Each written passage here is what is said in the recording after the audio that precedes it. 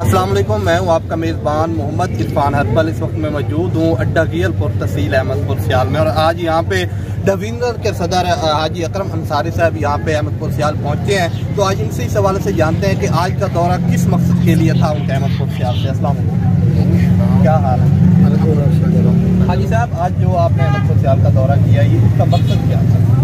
बिस्मिल्लाहिर्रहमानिर्रहीम। सबसे पहले तो मैं आपका शुक्रिया अदा करता हूँ और तमाम साथियों का शुक्रिया अदा करता हूँ। आज मैं सबको दुआ खैर के लिए आया था सुल्तान साहब के ऊपर नवाज शरीफ में गया। उसके बाद फिर हमने टाइम बनाया क्योंकि ये लिखा है, मैं नहीं चाहता था कि कुछ छोड़ के हम वापस जाएँ। मैं इनका भी शुक्रिया अदा करता हूँ कि हम यहाँ पर आए, इन्होंने पहुँचाई। और जहाँ तक ताल्लुक़ है आज के हालात का, आज के हालात को हर आदमी जानता है, गर्मी में इतने अच्छे हालात नहीं है, लेकिन हमारी हुकूमत जो है मरकज़ के अंदर वो पूरी कोशिश कर रही है कि 4 साल का जो उनका बीज बोया हुआ था उनको हम कोई अच्छे तरीके से काट लें, लेकिन मुश्किलात बहुत हैं।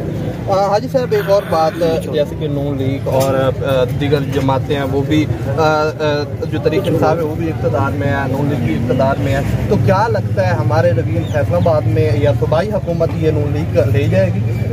देखिए जी, इसमें तो एक तो उनको जो गवर्नर साहब ने कहा है कि आपने इत्मीनान का वोट देना है, अगर उनके पास अक्सरियत है तो ले लेंगे, लेकिन मुझे उम्मीद है कि अल्लाह के फजल का उनके पास अक्सरियत नहीं है। 9 तारीख को जब इजलास होगा तो इंशाअल्लाह ताला उसमें उनकी अक्सरियत जो भांडा है जो फूट जाएगा और उसके बाद इंशाअल्लाह ताला पाकिस्तान मुस्लिम लीग और इत्तेहादी जमातों की जो हुकूमत है पंजाब के अंदर अल्लाह ताला के फजल करम से होगी।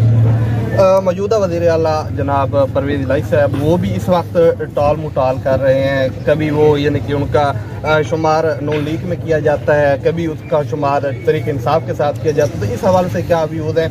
क्या लगता है कि वज़ीर आला जो है परवेज़ इलाही साहब वो नून लीग को ज्वाइन कर लेंगे? देखिए, जो पहले नून लीग में ही था वो था, अब वो अपने अपने मकसद की खातिर गए हुए हैं, लेकिन मैं ये समझता हूँ कि जो इत्मीनान का वोट है वो नहीं ले सकते पूरा, और उसके बाद अल्लाह के फजलो करम से वो इत्मीनान का वोट है या इलेक्शन जो होगा वज़ीर आला साहब का, वो इंशाअल्लाह ताला पाकिस्तान मुस्लिम लीग जो है वो जी। गुफ्तगू सुनी आपने हाजी अकरम अंसारी साहब की। उनका यही कहना है कि आज का जो दौरा था वो एक तो नज़ीर सुल्तान साहब का फातिहा था, उनका वो फातिहा दिया। उसके अलावा हमने तहसील अहमदपुर सियाल की जो आवाम है उनसे मुलाकात की। जी सर, एक सवाल है, स्पीकर और डिप में तमाम जमा कराएंगे, वो क्यों वापस लीजिएगा?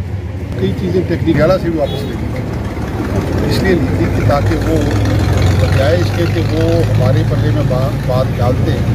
अब उनके ऊपर है कि वो इत्मीनान का वोट लेंगे।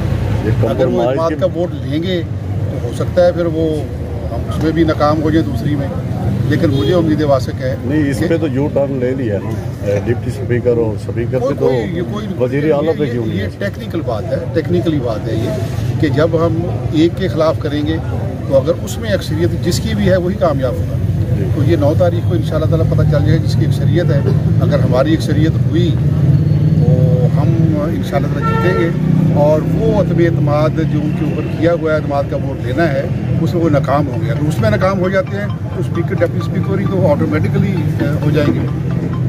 ओके सर, शुक्रिया जी।